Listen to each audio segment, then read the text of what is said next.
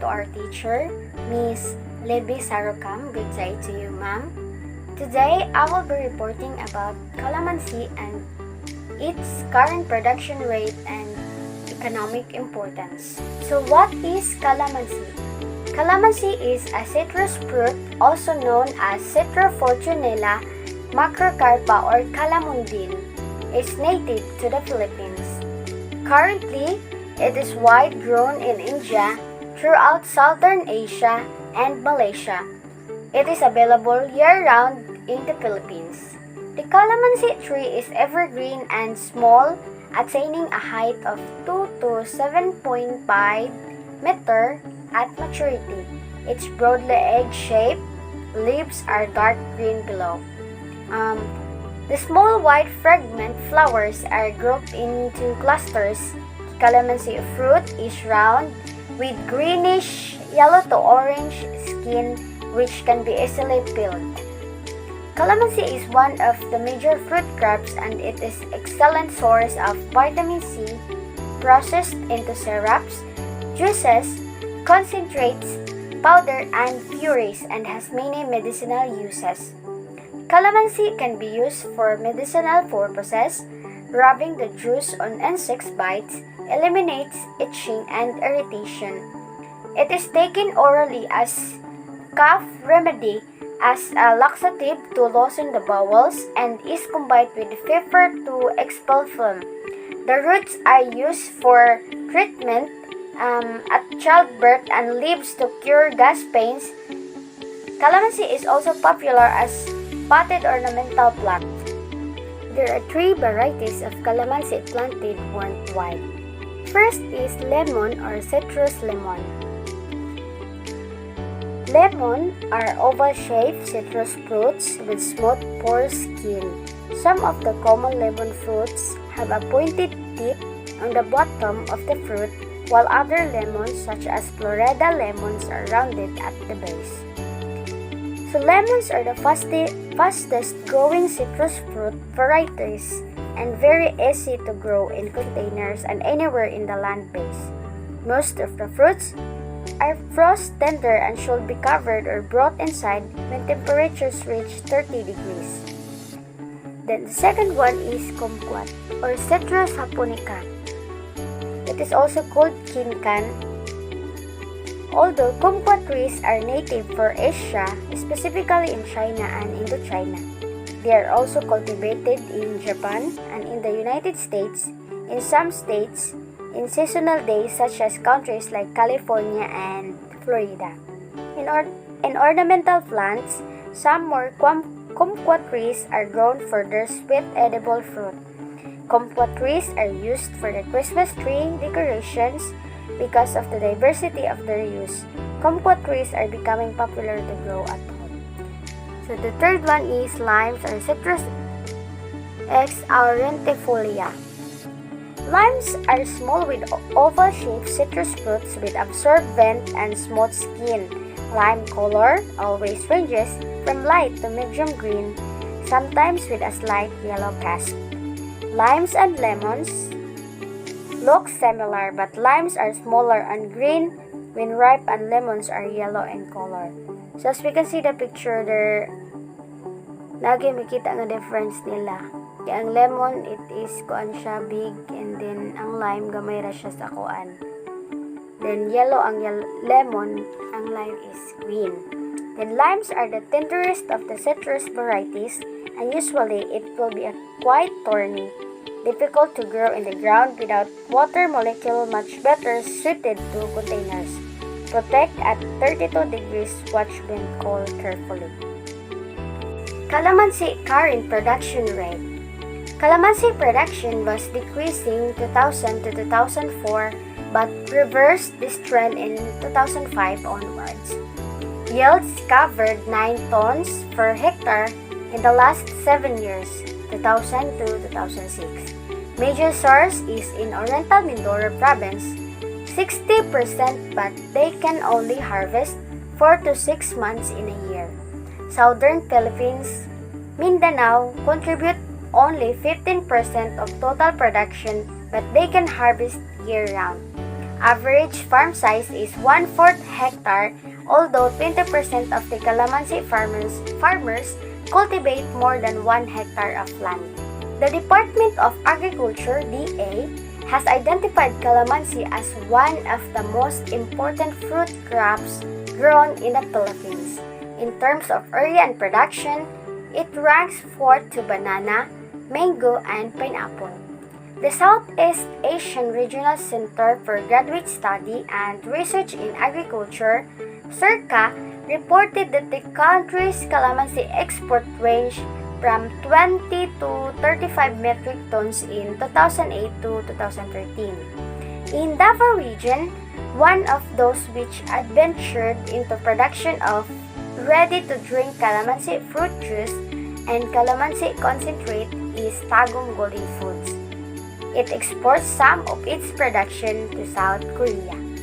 With a total land area of 6,872 hectares planted to calamansi, Mimaropa leads the production in Luzon, Central Luzon, Zambales, Bulacan, Pampanga, Nueva Ecija, and Bataan follows with 1,734 hectares, while Ilocos region settles for third place with 1,026 hectares planted to the crop. In Mindanao, the top producers, Davao region, Davao del Sur, Davao del Norte, Davao Oriental, Davao Occidental, and Compostela Valley with 1,797 hectares. Then Caraga, Agusan del Sur, Agusan del Norte, Surigao del Sur, Surigao del Norte, and Dinagat Islands with 1,412 hectares, and Zamboanga Peninsula with 1,007 hectares. In 2014, calamansi production in the Philippines declined by 2.4% to 160,740.43 metric tons from 164,091.6 metric tons in 2013. The annual production is higher than those as manifested by the average annual negative growth rate of negative 3.83% and negative 0.68% respectively. Nueva Ecija is the third leading calamansi producer in the Philippines, according to Philippine Statistics Authority in 2016. Then San Leonardo, being the top producer in the province, is basically an agricultural town where agriculture plays a significant role in municipalities' income. It has the highest number of non-bearing and bearing calamansi trees, a total of 193,690. Next to San Leonardo is Cabanatuan City with 153,995 trees, followed by Palayan City with 142,575 trees. Cabiao and Peñaranda were also among the top 5 producing municipalities. In April to June 2019, the country produced 18.2 thousand metric tons of calamansi, 2.0% lower than the 18.39 thousand metric tons recorded during the same period of 2018. Then Mimaropa region remained the top producer of calamansi with 38.9% share to the total national production. Zamboanga Peninsula ranked second with 13.2% share, and Central Luzon with 10.9% as shown in Figure 5. Here in the picture, it showed that Mimaropa lead or the top producer of calamansi with 38.9%, then followed by Zamboanga Peninsula 13.2%, then Central Luzon 10.9%. Then economic importance of calamansi include employment and income. Labor intensiveness leads to increased employment opportunities created through spin-off opportunities in the local community. This in turn leads to the bettering of the lives of project laborers, their households, and those of the community at large. The employees will be responsible in providing better product for the satisfaction of the customer. In exchange to their effort, they will be compensated and have incentives and other benefits. The company will have enough source of income that will help improve the standard living of the employees that will affect the growth of the economy. Taxes. A calamansi is a fruit grown all over Southeast Asia, and it is very popular in the Philippines as it called a golden lime. In connection to this, the Calamandin Company will help the economy by being a good taxpayer. This tax is the lifeblood of the economy. It provides the government with the funds to build infrastructures and subsidies the Filipino for a better living. Health. It also have impact on the educational institution and health. This will create a good impression and practice in institution. It can help every individual to be health conscious. They will know the benefits that they can get from drinking natural juice. Demand for raw materials. The Calamandin Company owned a calamansi farm which supply our calamansi fruit as our main ingredient. Every month is the schedule for our harvest to sustain the process of our product. The other raw materials needed are acquired in the local business or producers. Patronizing local producers will somehow end up to the demand for their product and will give them expansion opportunity. Through this, it helps other businesses as well to attain their goals and objectives. I think that will be all. Thank you for listening. By the way, I am Junilyn Isnarcana, your reporter for today. Keep safe everyone. God bless! Good morning everyone. This is Jonuel Binyana Duhan, and this is the continuation of our report, and my topic is all about production practices of calamansi. The first one is soil and climatic requirements. The calamansi thrives in a warm to cold climates with an evenly distributed rainfall of 1,500 to 2,000 mm per year. It is generally grown in the lowland areas. Calamansi can grow over a wide range of soil types from clay loam to limestone to sand. However, it grows best in slightly acidic, well-drained sandy or clay loam soil rich in organic matter. Soil and climatic requirements, waterlogged are not suitable for cultivation because calamansi plants cannot tolerate too much moisture.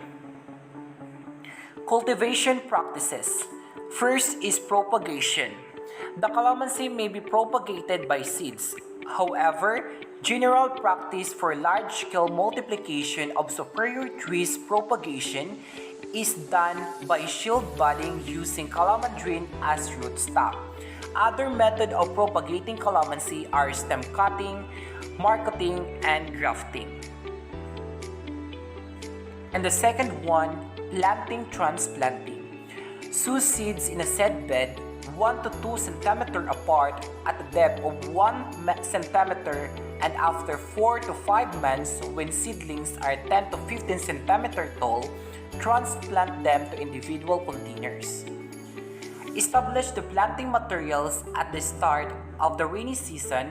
Dig hole at least 40 cm wide and 40 cm deep. Set the seedling into the hole and put back the dug soil mix with its compost. Water the plant daily at least every morning. Fill the planting should be done during the rainy season. Seed the plant at a spacing of 4 to 6 cm apart from each other. And the third one is irrigation. Irrigate during the first dry season, after which the trees may depend entirely on rain for their water requirements. If early off-season flowering is desired, heavily water the trees 1 to 2 months before normal flowering time. Commercial orchids may employ drip irrigation system. And the fourth one is fertilization. To produce big, luscious fruits, It is recommended to fertilize the plant regularly. During the first year, apply urea or ammonium sulfate at 50 to 100 gram per tree.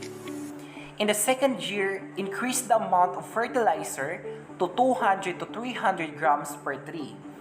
Use the same kind of fertilizer per tree every 4 months thereafter. In the third year, when the tree starts bearing fruits commercially, it is the best to apply complete fertilizer like amopos and potash to increase fruit yield at the rate of 350 to 400 gram per tree. Corresponding increase the amount as the tree gets older. Evenly distributed the fertilizer into 2 applications, one on the onset of the rainy season and another towards the end of the rainy season. And the last one is pruning. Pruning calamansi trees helps the plant to improve its growth. Trimming some parts of its branches help them to grow better and produce more flower and fruits. For example, dead branches are not producing leaves and fruit in a particular area.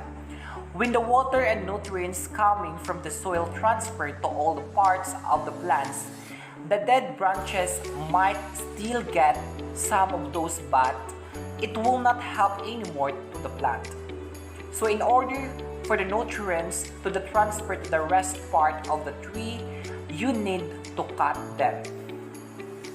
Also, some limbs and branches that show signs of diseases might affect the overall productivity of the tree.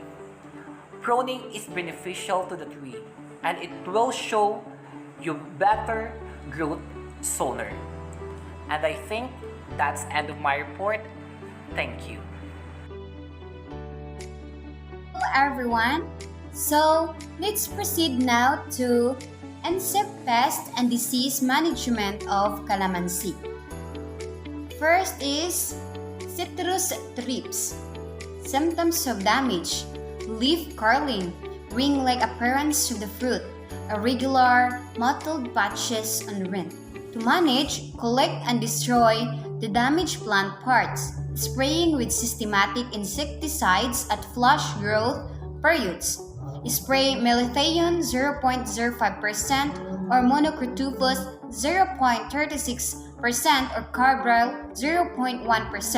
Encourage the activities natural enemies such as rhaphids and chrysophids. Next is scale. Symptoms of damage: nymphs and adults suck the sap from leaves. Honeydew excretion, development of sooty mold fungus.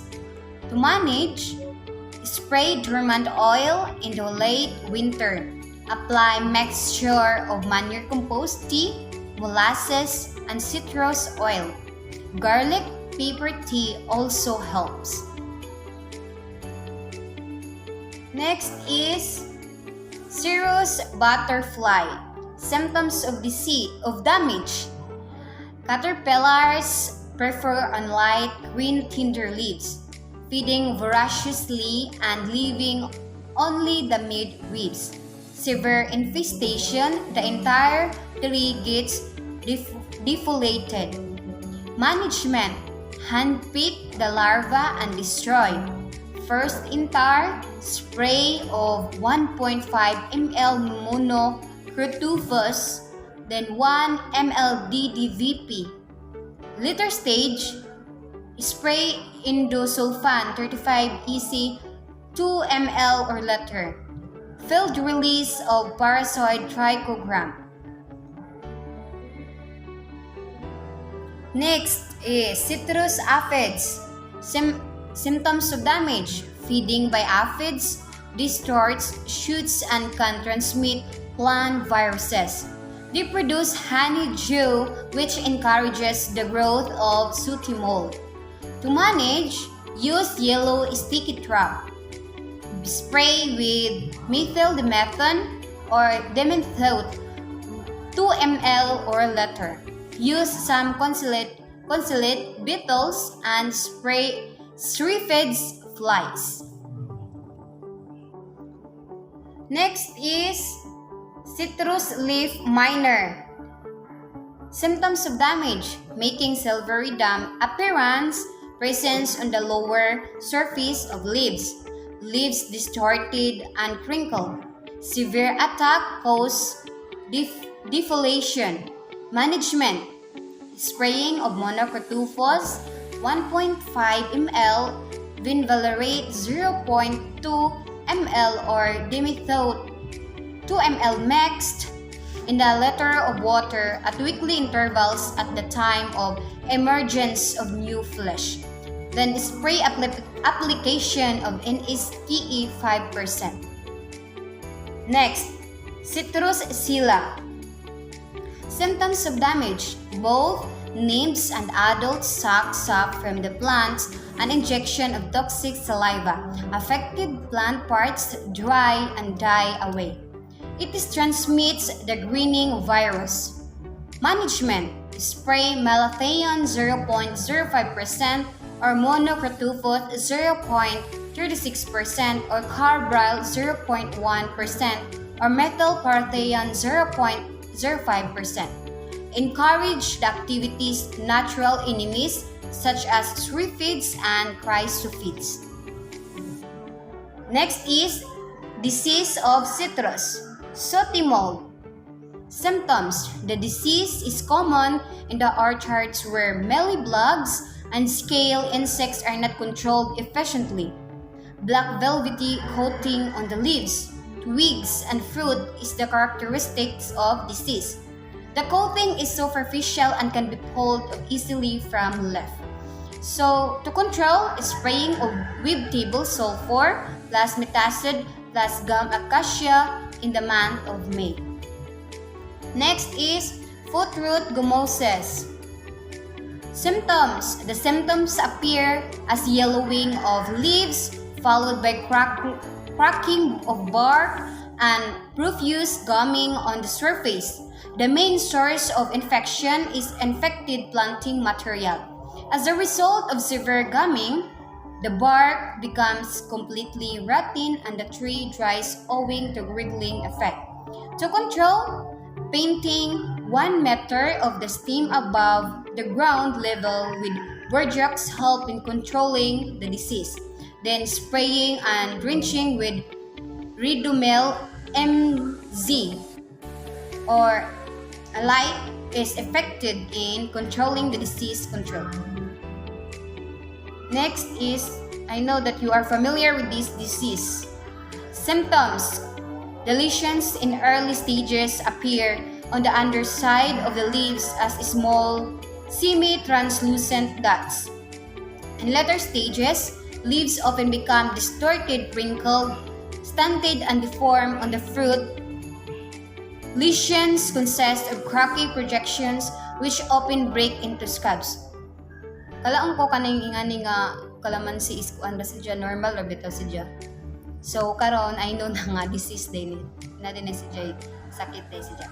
To control the disease, leaves, twigs and fruits should be collected and destroyed. Spraying of borax mixture or Bletox 0.3% is quite effective. Next is citrus canker.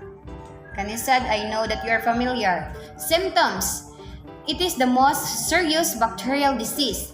The disease symptoms appear on leaves, branches, and fruit stalks. Canker lesions appear as yellowish spots surrounded by a characteristic yellow halo. The market value of the canker affected fruit is very much reduced. So to control, 3 sprays of streptococcus 100 ppm plus 5 g copper sulfate in 100 liters water or Bletox neem cake suspensions during February, October, and December can control the disease. And that's all. Thank you. And sorry guys if nakoy some pronunciation nga dili mao. Thank you and God bless. Good day everyone, I am Laika Mimentiza and I am here to discuss to you the pre and post harvest of calamansi. So first what is calamansi? Calamansi is one of the other popular fruits that can be found in fruit juices and as garnish for other well-known meals in Filipino cuisine. Calamansi is a small fruit, round, green, and tart. But don't make the mistake of thinking its size equals its flavor. Even just a quick squeeze of the fruit over your favorite food is bound to a flavorful punch. Next is the pre-harvest factors to consider. Physiological disorders. Potassium deficiency reduces citrus fruit color. Calcium deficiency reduces citrus fruit color. High temperature stress can affect damage to cellular membranes, proteins, and nucleic acid. Light intensity, excess solar energy, initial results in degradation of the pigmentation in the affected area. Let's move on to harvesting. Fruits are harvested by clipping the stem with the help of sharp clippers or manual picking. The stem is cut as short as possible to avoid mechanical injury. Calamansi can produce 20 tons of fruit per hectare a year. Rattan basket or plastic crates can be used as a harvesting container. So let's move on to post-harvest handling. Transporting. Calamansi are transported in boxes and cartons, refrigerated container with fresh air supply or a controlled atmosphere. Because of pressure sensitivity, the fruit are to be handled with appropriate care. Required temperature must always be maintained even during cargo handling. The most common type of packaging container is made from corrugated cartons as well as corrugated plastic if durability is to be considered. For sea transport, plastic, card boxes, and wooden containers. In air, aluminum foils and card boxes. In land, plastic, card boxes, and wooden containers. Storage temperature should be 8 to 10 Celsius up to 3 months depending on cultivar, ripeness of the harvest, and production. Optimum relative humidity is to 90 to 95%. Responses to controlled atmosphere. Exposure to 1 to 10 ppm ethylene for 1 to 3 days at 20 to 30 Celsius. 60 to 86 Fahrenheit may be used for degreening. So last is the marketing. Marketing packed in a net bag or cartons. Calamansi are sold usually in the local market per kilo in a small scale. That's all. Thank you. So, good day, ma'am, and good day, classmates. I am Mary Chen Diaz. My assigned topic is a continuation about the calamansi, which is the current trends of the production of the calamansi. So, let's start. The Department of Agriculture, or DA, has identified calamansi, the most important fruit crops grown in the Philippines. In terms of production and area, it is a number 4 to banana, mango, and pineapple. So the next slide is the export. The top export countries of the calamansi.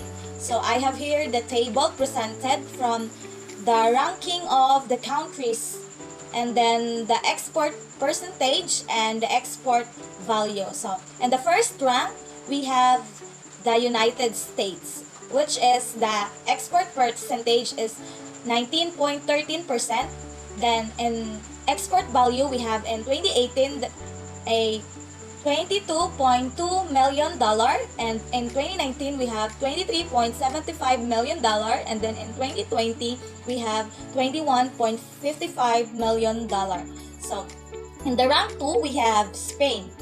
The export percentage is 17.58%. In the export value in 2018 we have $12.51 million, and then in 2019 we have $14.79 million, and then in 2020 we have $19.81 million.